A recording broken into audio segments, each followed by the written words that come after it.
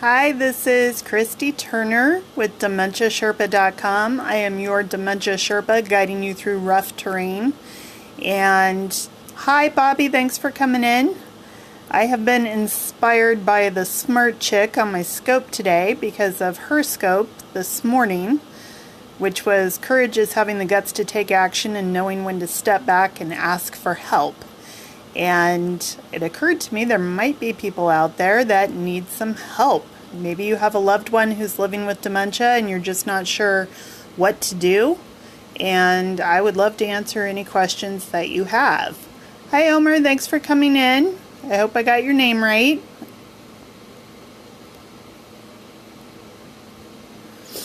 So a lot of times when we are, I'll flip so it's me. We already saw the inspiration here is the smart chick herself, Cynthia Bazin.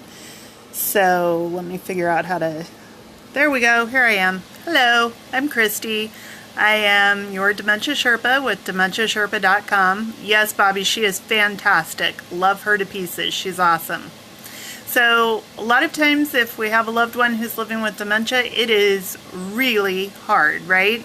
In fact, that's pretty much what it is all the way through. It's really hard to keep a sense of humor, or sometimes you might feel like you are in over your head. Like, oh my God, what do I do next? Thanks for sharing, Bobby. I appreciate it. So I just thought I would make myself available to answer any questions. Thought I lost that earring there. Hey, there it is. And if you are struggling with a loved one who's living with dementia right now, you're not sure what to do or what would be most helpful, I would love to answer those questions.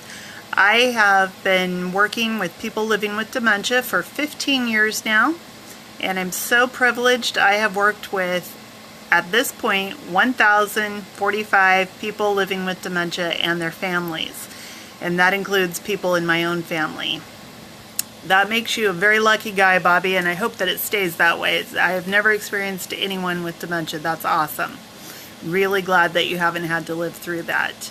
It affects so many people, and it is so hard to be in that situation. I know sometimes, you know, especially if you are a follower of Cynthia Bazin, and you know you're part of Team Bazin, or a lot of the people that she follows, people that are coming to the Laser Focus Conference in Las Vegas in October, you know that they are all about inspiration and staying focused and staying positive. And that can be really tough to do when you are actively caring for someone who's living with dementia. Just getting minute to minute can feel like an eternity. It just can be so draining and so exhausting, and it might feel like you're not really even doing much, but it is really tough. And I just want to let you know, if you're in that boat, you're not alone. I'm here. I'm happy to help you. I'm happy to answer any questions. And I think I have lots of great content. I definitely have a ton of experience. Okay, so Bobby says, is it a thing to improve quality of life? Absolutely, because unfortunately there is no cure for this disease, and it is progressive, it's chronic, so once someone has it, it never goes away, but we can always improve quality of life.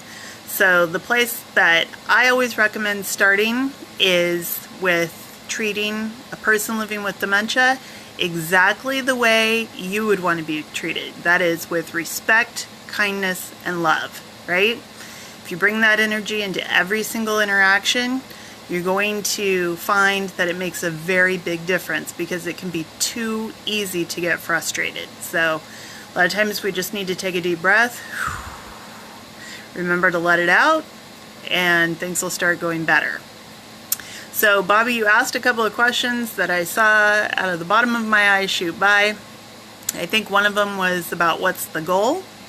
So the goal for everyone involved is to feel like, okay, perfect, good. My peripheral vision's better than I thought it was. So the goal is for everyone involved. That's the family, the care partners, the person who's living with dementia, to feel like a whole human being, right? So to be valued, to be loved, to have self-esteem, self-worth. So one of the traps that we can fall into is going, well, this person, you know, has memory problems, so I should do everything for him. But what that does is rob someone of their abilities, right? And it creates what's called learned dependence. So if someone, for example, can still tie his shoes, I want to encourage him to continue tying his shoes and praise every attempt he makes at tying his shoes. So thanks for coming in, Bobby. I really appreciate it. Instead of saying, here, let me do that for you because it's quicker. Does that make sense?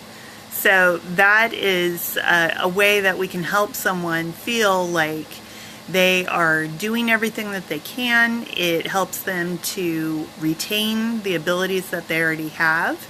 And it helps them also to just feel good about themselves. I mean, we all have a sense of accomplishment when we do something, right? I am left-handed.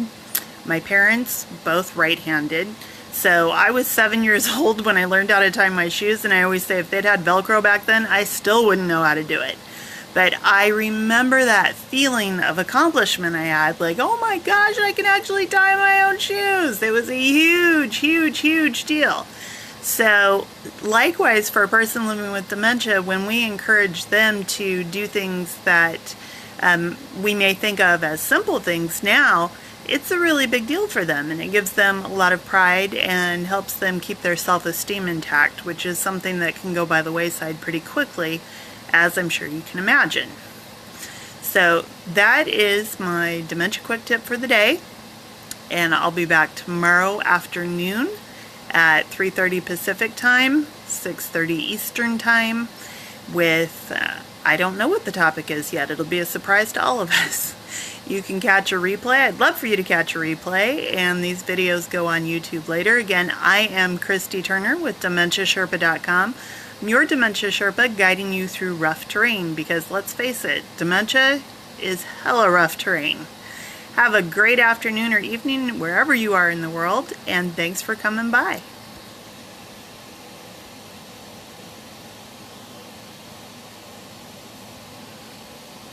Someday I'll